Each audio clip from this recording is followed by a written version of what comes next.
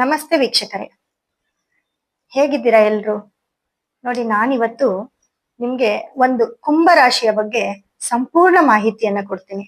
ಕುಂಭರಾಶಿ ಹೇಗಿದೆ ಇವಾಗ ಈ ಪ್ರೆಸೆಂಟ್, ಯಾಕಂದ್ರೆ ಈ ರಾಹು ಕೇತುಗಳ ಬದಲಾವಣೆ, ಮುಖ್ಯವಾಗಿ ಈ 4 ಗ್ರಹ ಶನಿ, ರಾಹು, ಕೇತು, ಗುರು, ಈ 4 ಗ್ರಹಗಳ ಬದಲಾವಣೆಯಿಂದ ಎಲ್ಲಾ ರಾಶಿಯವರು ಕೂಡ ಏರುಪೇರಾಗಿದೆ. ಕೆಲವೊಂದು ರಾಶಿಗೆ ತುಂಬಾ ಶುಭ ಫಲ ಇರುತ್ತೆ, ಕೆಲವೊಂದು ರಾಶಿಗೆ ತುಂಬಾ ಅಶುಭ ಫಲವನ್ನ ನಾವು ನೋಡ್ತಾ ಹೋಗ್ತೀವಿ. ಹಾಗೆ ಇವತ್ತು ಕುಂಭರಾಶಿ ಅಂತ ತಗೊಂಡಾಗ ನೋಡಿ, ಕುಂಭರಾಶಿಯವರಿಗೆ ಕುಂಭ ಅಂದ್ರೆ ಪೂರ್ಣ ಕುಂಭ. ಕುಂಭ ಅಂದ್ರೆ ಗೊತ್ತು ನಿಮ್ಗೆ, ಒಂದು ತುಂಬಿದ ಒಂದು ಬಿಂದಿಗೆ ಅಂತ ಹೇಳ್ತೀವಿ.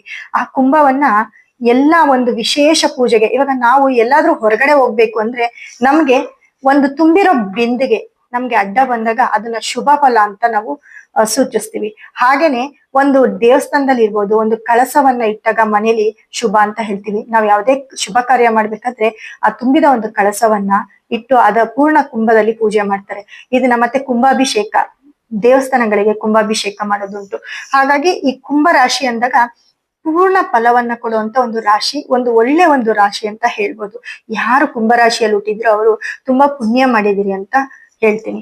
ಹಾಗೆ ನೋಡಿ, ಇವಾಗ ಈ ಒಂದು ಇದ್ರಲ್ಲಿ ನೋಡೋಣ, ಕುಂಭರಾಶಿಗೆ ಯಾವ್ಯಾವ ಗ್ರಹಗಳ ಶುಭ ಫಲ ಇದೆ, ಅಶುಭ ಫಲ ಇದೆ ಅಂತ ನಾನು ನಿಮ್ಗೆ ಹೇಳ್ತೀನಿ. ನೋಡಿ, ಇವಾಗ ಕುಂಭರಾಶಿ ಅಂತ ತಗೊಂಡಾಗ ಕುಂಭರಾಶಿಗೆ ರಾಹುವಿನ ಒಂದು ಸಂಚಾರ ನಡೀತಾ ಇದೆ. ರಾಹುವಿನ ಆಗಮನ ಕುಂಭರಾಶಿಗಿದೆ. ಹಾಗಾಗಿ ಲಾಸ್ಟ್ ಇವಾಗ ಒಂದು 5 ತಿಂಗಳ ಮುಂಚೆ ಇದೇ ರಾಹು ಮೀನರಾಶಿಯಲ್ಲಿತ್ತು. ಮೀನರಾಶಿಯಲ್ಲಿದ್ದಾಗ ಅದು ಎರಡನೇ ಮನೆಯಲ್ಲಿ ಇದ್ರು ಕೂಡ ಕುಂಭರಾಶಿಯವರಿಗೆ ತುಂಬಾ ಒಳ್ಳೇದೇ ಆಗ್ತಿತ್ತು, ಏನಂತಹ ಕೆಟ್ಟದೇನಾಗಿಲ್ಲ. ಆದ್ರೆ ಈಗ ಕುಂಭರಾಶಿಗೆ ರಾಹುವಿನ ಪ್ರವೇಶ ಆಗಿದೆ. ಈ ರಾಹುವಿನ ಪ್ರವೇಶ ಏನು ಅಂದ್ರೆ, ಕುಂಭರಾಶಿಯಲ್ಲಿ ಅದು ಶತಭಿಷ ನಕ್ಷತ್ರ, ರಾಹುವಿನ ನಕ್ಷತ್ರದಲ್ಲಿ ರಾಹು ಇರೋದ್ರಿಂದ ತುಂಬಾ ಒಳ್ಳೆ ಫಲಗಳನ್ನ ಕೊಡ್ತಾನೆ. ಕುಂಭರಾಶಿಯವ್ರಿಗೆ ಇವಾಗ ರಾಜಯೋಗದ ಒಂದು ಟೈಮ್ ಅಂತಾನೆ ಹೇಳ್ಬೋದು. ರಾಜಯೋಗ ಅಂದ್ರೆ ಅವರಿಗೆ 2ನೇ ಮನೆಯಲ್ಲಿ ಶನಿ ಇದ್ದಾನೆ. 2ನೇ ಮನೆಯಲ್ಲಿ ಶನಿ ಅಂದ್ರೆ ಇವರ ಒಂದು ರಾಶಿಗೆ ನೋಡಿ, ಮೀನ ರಾಶಿಯಲ್ಲಿ 10ನೇ ಅವನು, 11ನೇ ಅವನು ಮೀನ ರಾಶಿಗೆ ಹೋಗಿದ್ದಾನೆ. ಹಾಗೆ ಈ ಕುಂಭರಾಶಿಗೆ ರಾಶಿಯಾಧಿಪತಿ ಶನಿ ಮತ್ತೆ 12ನೇ ಮನೆ ಶನಿ, ಈ 2 ರಾಶಿಯಾಧಿಪತಿ ಶನಿ 2ನೇ ಮನೆ ಧನಸ್ಥಾನಕ್ಕೆ ಹೋಗಿರೋದು ತುಂಬಾ ಯೋಗ ಅಂತ ಹೇಳ್ಬೋದು, ತುಂಬಾ ಯೋಗಕಾರಕ ಅಂತ ಹೇಳ್ಬೋದು. ಮತ್ತೆ ರಾಹು ಬಂದಿರೋದು ಅತಿ ಹೆಚ್ಚು ಯೋಗ ಅಂತ ಹೇಳ್ಬೋದು. ನೆಕ್ಸ್ಟ್ ಗುರು ಬಂದು ಅವರಿಗೆ 5ನೇ ಮನೇಲಿ ಇರೋದ್ರಿಂದ ತುಂಬಾ ಅವ್ರು ಎಂತ ಶುಭ ಕಾರ್ಯ ಮಾಡಿದ್ರು ಒಳ್ಳೇದಾಗತ್ತೆ ಅಂತ ಹೇಳ್ತೀನಿ. ಮತ್ತೆ ಮಕ್ಕಳಿಂದ ಒಂದು ಒಳ್ಳೆ ಯೋಗವನ್ನ, ಒಂದು ಒಳ್ಳೊಳ್ಳೆ ಸಮಾಚಾರವನ್ನ ಇವರು ಪಡಿತಾರೆ. ಅಂದ್ರೆ ಆ ಮಕ್ಕಳಿಂದ ತುಂಬಾ ಒಳ್ಳೇದಾಗತ್ತೆ ಅಂತ ಹೇಳ್ತೀನಿ. ಹಾಗೆ ಕುಂಭರಾಶಿಯವರಿಗೆ ಮುಟ್ಟಿದ್ದೆಲ್ಲ ಚಿನ್ನ. ಅವ್ರು ಒಂದು ಮನೆ ತಗೋಬಹುದು, ಮನೆ ಕಟ್ಟಬಹುದು, ಏನಾದ್ರೂ ಬಿಸ್ನೆಸ್ ಮಾಡ್ತೀನಿ ಅಂತಂದ್ರೆ ಒಳ್ಳೆ ಟೈಮ್ ಇದೆ, ಈ ಟೈಮ್ ನ ಉಪಯೋಗಿಸ್ಕೊಳ್ಬಹುದು. ಯಾರು ತುಂಬಾ ಅಸ್ವಸ್ಥರಾಗಿರ್ತಾರೆ, ಅವ್ರು ಅಂದ್ರೆ ತುಂಬಾ ನಮ್ಗೆ ಆಗ್ತಾನೆ ಇಲ್ಲ, ನಾವು ಕಾಯಿಲೆ ಬಿದ್ದಿದೀವಿ ಅಂತಿರ್ತಾರೆ, ಅವ್ರಿಗೆ ಕೂಡ ಇವಾಗ ಒಂದು ಚೇತರಿಕೆಯ ಒಂದು ಟೈಮ್ ಅಂತ ಹೇಳ್ತೀನಿ. ಯಾಕಂದ್ರೆ ಅವ್ರು ಕೂಡ ಗೆಲುವಾಗ್ತಾರೆ. ಯಾವ್ದೋ ಒಂದು ತುಂಬಾ ಏನೋ ಒಂದು ಡಾಕ್ಟರ್ ರಿಸರ್ಚ್ ಮಾಡಿರ್ತಾರೆ, ನಿಮ್ಗೆ ಹುಷಾರಿಲ್ಲ, ನೀವು ಇದಕ್ಕೆ ತುಂಬಾ ಟ್ಯಾಬ್ಲೆಟ್ ತಗೋಬೇಕು, ನೀವಾಗಿದ್ದೀರಿ ಹೇಗಿದ್ರೆ, ಅವ್ರು ಕೂಡ ಸಡನ್ ಆಗಿ ತುಂಬಾ ಚೆನ್ನಾಗಾಗುವಂತ ಒಂದು ಟೈಮ್ ಇದು ಕುಂಭರಾಶಿಯವ್ರಿಗೆ ಅಂತ ಹೇಳ್ತೀನಿ. ಹಾಗೆ ರಾಹು ಕುಂಭರಾಶಿಯಲ್ಲಿ ಬಂದಿರೋದ್ರಿಂದ ನಿಮ್ಗೆ ತುಂಬಾ ಯೋಗವನ್ನ ರಾಹು ಕೊಡ್ತಾನೆ. ಅದರಿಂದ ನೀವು ರಾಹುವಿನ ಆರಾಧನೆ ತುಂಬಾ ಮಾಡ್ಬೇಕಾಗತ್ತೆ. ಒಂದು ರಾಹು ಟೆಂಪಲ್ ನ ವಿಸಿಟ್ ಮಾಡೋದಾಗ್ಲಿ, ಇಲ್ಲ ನೀವೇನೇ ಕೆಲಸ ಮಾಡಿದ್ರು ನೋಡಿ, ರಾಹು ಕಾಲದಲ್ಲಿ ಮಾಡಬಾರ್ದು ಅಂದ್ರೆ, ಆದ್ರೆ ಕುಂಭರಾಶಿಯವ್ರಿಗೆ ಹೇಳ್ತಿದ್ದೀನಿ, ರಾಹು ಕಾಲದಲ್ಲಿ ನೀವು ನಿಮ್ಮ ಒಂದು ಶುಭ ಕಾರ್ಯಗಳನ್ನ ಮಾಡಿ ನೋಡಿ. ಅಥವಾ ನೀವೇನಾದ್ರೂ ಅನ್ಕೊಂಡಿದ್ರೆ ಯಾವ್ದಾದ್ರು ಒಂದು ಸಿಗ್ನೇಚರ್ ನೀವು ಒಂದು ರಾಹು ಕಾಲದಲ್ಲಿ ಮಾಡಿ ನೋಡಿ, ನಿಮ್ಗೆ ಅದು ಪಾಸಿಟಿವ್ ಆಗಿಲ್ಲ ಅಂದ್ರೆ ಕೇಳಿ. ಯಾಕಂದ್ರೆ ಆ ಒಂದು ಟೈಮ್ ನಿಮ್ಗೆ ರಾಹು ಬಂದಿರೋದ್ರಿಂದ ನಾನು ಹೇಳ್ತಾ ಇದ್ದೀನಿ, ಕೆಲವೊಂದು ರಾಶಿಗಳಿಗೆ ಯೋಗವನ್ನ ಕೊಡ್ತಾನೆ, ಕೆಲವೊಂದು ರಾಶಿಗಳಿಗೆ ಅಶುಭ ಫಲವನ್ನು ಕೊಡ್ತಾನೆ. ಆದ್ರೆ ಕುಂಭರಾಶಿಯವರಿಗೆ ತುಂಬಾ ಶುಭ ಫಲವನ್ನೇ ಕೊಡ್ತಾನೆ. ಹಾಗಾಗಿ ನೀವು ಈ ರಾಹು ಕಾಲವನ್ನ, ರಾಹು ಓರೆಯನ್ನ ತುಂಬಾ ಅತಿಯಾಗಿ ಉಪಯೋಗಿಸ್ಕೊಳ್ಳಿ. ಕುಂಭರಾಶಿಯವರು ತುಂಬಾ ನಿಮ್ಮ ಜೀವನದಲ್ಲಿ ಬದಲಾವಣೆಗಳನ್ನ ನೋಡ್ತಾ ಹೋಗ್ತೀರಿ.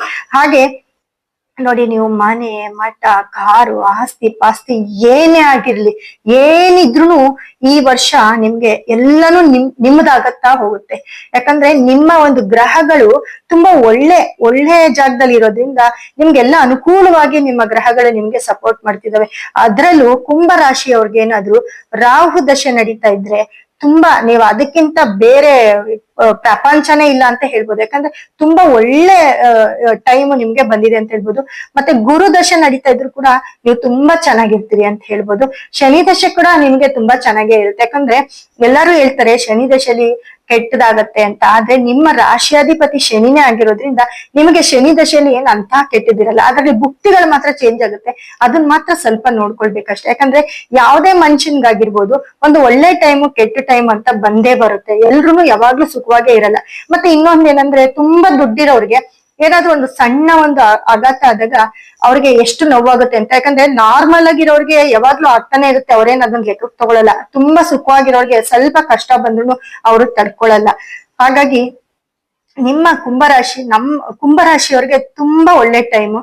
ಮತ್ತೆ ನೀವೇನ್ ಮಾಡ್ತೀರಾ, ನೀವೊಂದ್ ಯಾವ್ದಾದ್ರು ಪ್ರಾಪರ್ಟಿ ತಗೊಳ್ತೀರಾ, ಆ ಪ್ರಾಪರ್ಟಿನ ಸ್ವಲ್ಪ ಲೀಗಲ್ ಆಗಿ ನೋಡಿ ತಗೊಳ್ಳಿ. ಯಾಕಂದ್ರೆ ಎಲ್ಲಾ ಒಳ್ಳೇದಾಗ್ತಿರುತ್ತೆ, ಅದ್ರಲ್ಲಿ ಯಾವ್ದೋ ಒಂದ್ ಸ್ವಲ್ಪ ಮಿಸ್ಟೇಕ್ ಆಗುತ್ತೆ. ಅದರ ಜೊತೆ ನಿಮ್ಮ ಗಂಡ ಹೆಂಡತಿ ಸಮಸ್ಯೆ ಸ್ವಲ್ಪ ಹೆಚ್ಚಾಗ್ತಾ ಹೋಗ್ಬೋದು. ಯಾಕಂದ್ರೆ ಗಂಡ ಹೆಂಡತಿ ಸಮಸ್ಯೆ ಅಂತ ಬಂದಾಗ ರಾಹು ಕೇತು ಬಂದು ನಮ್ಗೆ ಕುಂಭರಾಶಿಯವ್ರಿಗೆ ಸಪ್ತಮದಲ್ಲಿ ಬರ್ತಾನೆ, ಸಿಂಹ ರಾಶಿಯಲ್ಲಿ ಬರ್ತಾನೆ. ಅದ್ರಲ್ಲಿ ಶನಿ ದೃಷ್ಟಿ ಸಿಂಹರಾಶಿ ಮೇಲೆ ಬೀಳುತ್ತೆ. ಹಾಗಾಗಿ ಅದನ್ನ ಒಂದು ಚೂರ್ ನೋಡ್ಕೊಳ್ಬೇಕಾಗತ್ತೆ. ಮತ್ತೆ ರಾಹು ಕೇತುವಿನ ಒಂದು ಬದಲಾವಣೆ ಇದೆಯಲ್ಲ, ಎಲ್ಲ ಯೋಗವನ್ನು ಕೊಡ್ತಾನೆ. ಯಾವ್ದ್ರಲ್ಲಾದ್ರೂ ಒಂದು ಸಣ್ಣ ಎಳೆಯಲ್ಲಿ ನಮ್ಮನ್ನ ತಗ್ಲಾಕಿಸ್ತಾನೆ. ಅಂದ್ರೆ ಎಲ್ಲೋ ಒಂದ್ ಕಡೆ ಎಲ್ಲಾ ಕೊಟ್ಟಾಗ ನಾವು ದೇವ್ರನ್ನಾನು ಮರಿತೀವಿ, ನಮ್ಮನ್ನ ನಾವು ಮರ್ತು ಬಿಡ್ತೀವಿ. ಅವಾಗ ಯಾವ್ದಾದ್ರು ಒಂದು ನಮ್ಗೆ ನಾವ್ ಇದೀವಿ ಅಂತ ತೋರ್ಸ್ಕೊಡೋದಿಕ್ಕೆ ಸಣ್ಣ ಒಂದು ಎಳೆಯಲ್ಲಿ ನಮ್ಗೆ ನೋವನ್ನ ಕೊಡ್ತಾ ಇರ್ತಾನೆ. ಹಾಗಾಗಿ ನಿಮ್ಮ ಒಂದು ಸಂಬಂಧದ ವಿಚಾರದಲ್ಲಿ, ನಿಮ್ಮ ಗಂಡ ಹೆಂಡತಿ ವಿಚಾರದಲ್ಲಿ ಇರ್ಬೋದು, ಅಥವಾ ನಿಮ್ಮ ಕೆಲವೊಂದು ಪಾರ್ಟ್ನರ್ಶಿಪ್ ಅಲ್ಲಿ ಇರ್ಬೋದು, ಈ ಒಂದು ಅಕಸ್ಮಾತ್ ಯಾರಾದ್ರೂ ಈ ಕುಂಭರಾಶಿಯವರು ತುಂಬಾ ವರ್ಷದಿಂದ ಏನಾದ್ರು ಪ್ರೀತಿಯಲ್ಲಿ ಬಿದ್ದು, ಇವಾಗ ಯಾರನ್ನಾದ್ರೂ ತುಂಬಾ ಇಷ್ಟಪಟ್ಟಿರ್ತೀರಿ ಕುಂಭರಾಶಿಯವರು, ಅವ್ರನ್ನೇ ಮದ್ವೆ ಆಗ್ಬೇಕು ಅಂತ 3 ವರ್ಷ 5 ವರ್ಷ ಕಾದಿರ್ತೀರಿ. ಇಲ್ಲ ಒಂದೇ ಕಡೆ ಕೆಲಸ ಮಾಡೋರ್ನ ನೀವು ತುಂಬಾ ಇಷ್ಟಪಟ್ಟಿರ್ತೀರಿ. ಅವ್ರ ಏನಾದ್ರು ಈ ಟೈಮ್ ಅಲ್ಲಿ ಸ್ವಲ್ಪ ನಿಮ್ಮ ಮಧ್ಯೆ ಬಿರುಕುಂಟಾಗ್ಬೋದು. ನೀವು ಅವ್ರನ್ನೇ ಮದ್ವೆ ಆಗ್ಬೇಕು ಅಂದಾಗ ಏನಾದ್ರೂ ಒಂದ್ ಸಮಸ್ಯೆ ಬರ್ಬೋದು. ಮದ್ವೆ ವಿಚಾರ ಅಂತ ಬಂದಾಗ ಸ್ವಲ್ಪ ಏನಾದ್ರೂ ಒಂದ್ ಪ್ರಾಬ್ಲಮ್ ಬಂದೇ ಬರುತ್ತೆ ಅಂತ ಹೇಳ್ತೀನಿ ಕುಂಭರಾಶಿಯವ್ರಿಗೆ. ಅದೊಂದು ಬಿಟ್ರೆ ಎಲ್ಲ ನಿಮ್ಮ ರಾಶಿಗೆ ಎಲ್ಲಾ ತರ ಒಂದು ಎಲ್ಲ ಅದೃಷ್ಟದ ಒಂದು ದಿನಾನೇ ಅಂತ ಹೇಳ್ಬೋದು, ವರ್ಷನೇ ಅಂತ ಹೇಳ್ಬೋದು. ಹಾಗೆ ನೀವು ಮುಖ್ಯವಾಗಿ ಏನ್ ಮಾಡ್ಬೇಕಪ್ಪ ಅಂತಂದ್ರೆ, ಕೆಲವೊಂದು ಕಡೆ ನೀವೇನ್ ಮಾಡ್ಬೇಕಂತಂದ್ರೆ, ನಿಮ್ಮ ಒಂದು ಜಾತಕವನ್ನ ಕ್ಲೀನ್ ಆಗಿ ಪರಾಮರ್ಶಿಸ್ಕೊಳ್ಬೇಕಾಗತ್ತೆ. ಯಾಕಂದ್ರೆ ನಿಮ್ಗೆ ನಡೆಯುವಂತ ದಶೆ ಭುಕ್ತಿ ಕೂಡ ಇಂಪಾರ್ಟೆಂಟ್ ಆಗಿರುತ್ತೆ ಕುಂಭರಾಶಿಯವರಿಗೆ. ಆ ಒಂದು ದಶಾ ಭುಕ್ತಿಗೆ ನೀವು ಪರಿಹಾರವನ್ನ ಮಾಡ್ಕೊಂಡ್ಬಿಟ್ರೆ ಸೂಪರ್ ಅಂತ ಹೇಳ್ಬೋದು, ತುಂಬಾ ಹೈ ಕ್ಲಾಸ್ ಅಂತ ಹೇಳ್ಬೋದು. ಹಾಗೆ ನಿಮ್ಮ ಕುಂಭರಾಶಿಯವರು ಅತಿ ಮುಖ್ಯವಾಗಿ ನೀವು ಅತಿ ಹೆಚ್ಚು ಮನೆಯಲ್ಲಿ ಹಾಲು, ಮೊಸರು, ಬೆಣ್ಣೆ, ತುಪ್ಪ ಈ ತರದನ್ನ ಅತಿ ಹೆಚ್ಚು ಯೂಸ್ ಮಾಡಿದ್ರೆ ನಿಮಗ್ ತುಂಬಾ ಒಳ್ಳೇದಾಗುತ್ತೆ. ಹಾಗೆ ನೀವು ಎಳ್ಳನ್ನ ಕೂಡ ತುಂಬಾ ಅತಿ ಹೆಚ್ಚು ಯೂಸ್ ಮಾಡ್ಬೇಕು. ಮತ್ತೆ ಉದ್ದಿನ ಬೇಳೆ, ಈ ರಾಹುಗೆ ಸಂಬಂಧಪಟ್ಟಂತ ಉದ್ದನ್ನ ದಾನ ಕೂಡ ಮಾಡ್ಬೋದು. ನೀವು ಪ್ರತಿ ಶನಿವಾರ ಉದ್ದಿನ ವಡೆಯನ್ನ ಮಾಡಿ ನೀವು ಯಾವ್ದಾದ್ರು ಒಂದು ಟೆಂಪಲ್ ಅಲ್ಲಿ ದೇವ್ರಿಗೆ, ಇವಾಗ ಆಂಜನೇಯನ್ಗೆ ತುಂಬಾ ಆರಾಧನೆ ಮಾಡಿ ಆಂಜನೇಯನ್ಗೆ ಉದ್ದಿನ ವಡೆ ಹಾರ ಹಾಕೋದಾಗಿರ್ಬೋದು, ಇಲ್ಲ ಉದ್ದಿನ ವಡೆ ಮಾಡ್ಕೊಂಡೋಗಿ ಅಲ್ಲಿ ದೇವಸ್ಥಾನದ ಸುತ್ತ ಇರೋ ಒಂದು ಜನಕ್ಕೆ ನೀವು ಅದನ್ನ ದಾನವಾಗಾದ್ರೂ ಕೊಡ್ಬೋದು, ಪ್ರಸಾದದ ರೂಪದಲ್ಲಿ ಕೊಡ್ಬೋದು. ನೀವು ಕೂಡ ಅತಿ ಹೆಚ್ಚು ಉದ್ದನ್ನ ಯೂಸ್ ಮಾಡ್ಬೇಕಾಗತ್ತೆ. ಉದ್ದಿನ ಬೇಳೆ ನೀವು ಎಷ್ಟು ಯೂಸ್ ಮಾಡ್ತೀರೋ ಅಷ್ಟು ನಿಮ್ಗೆ ಒಳ್ಳೇದಾಗ್ತಾ ಹೋಗುತ್ತೆ. ಹಾಗೆ ಎಳ್ಳನ್ನು ಕೂಡ ನೀವು ತುಂಬಾ ದಾನ ಮಾಡ್ಬೇಕಾಗುತ್ತೆ. ಮನೆಯಲ್ಲಿ ಉದ್ದಿನ ಬೇಳೆನ ಸ್ಟಾಕ್ ಮಾಡಿ ಎಳ್ಳಿನ ಒಂದು ಪದಾರ್ಥವನ್ನ ಅತಿ ಹೆಚ್ಚು ಸೇವಿಸ್ತಾ ಬನ್ನಿ. ಮತ್ತೆ ಅದನ್ನ ದಾನವಾಗಿ ಕೊಡಿ. ನೀವೇನ್ ಪುಳಿಯೋಗರೆ ಮಾಡ್ತೀರಾ, ಹುಳಿಯನ್ನ ಮಾಡ್ತೀರಾ, ಅದ್ರಲ್ಲೆಲ್ಲ ಸ್ವಲ್ಪ ಎಳ್ಳನ್ನ ಪೌಡರ ರೂಪದಲ್ಲಿ ಮಾಡಿ ನೀವು ಸೇವಿಸ್ತಾ ಬನ್ನಿ. ಅದ್ ನಿಮ್ಗೆ ತುಂಬಾ ಒಳ್ಳೇದಾಗತ್ತೆ.